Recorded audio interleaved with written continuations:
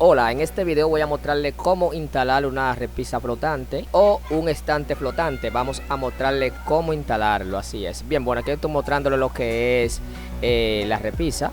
Aquí tenemos lo que es la palometa, realmente lo que sostiene la repisa.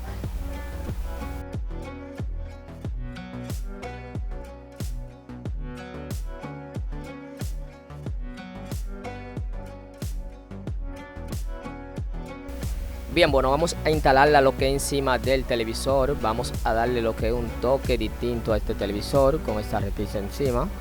Vamos a mostrarle, aquí estoy midiendo lo que es la repisa. Quiero que sea del mismo tamaño del televisor para que quede el televisor por debajo. Bien, bueno, vamos ahora.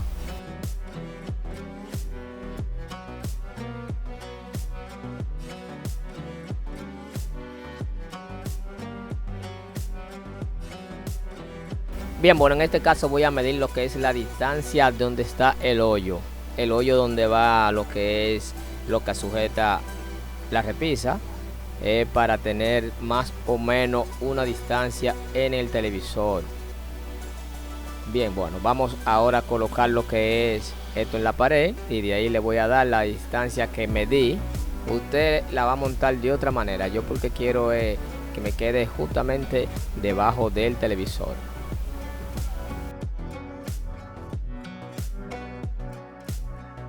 Vamos a utilizar también lo que es el nivel para que me quede justamente nivelado.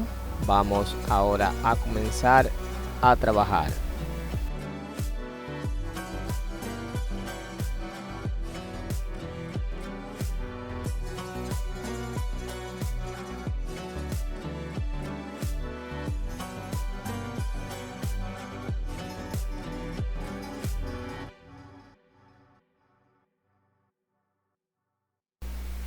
Cuando medí lo que era la distancia del hoyo hacia atrás, es para que quede debajo, justamente debajo del televisor, no quede ni más fuera ni más adentro, el televisor quede justamente dentro de la repisa. Y ahí marco lo que es los hoyos que vamos a hacer con el taladro.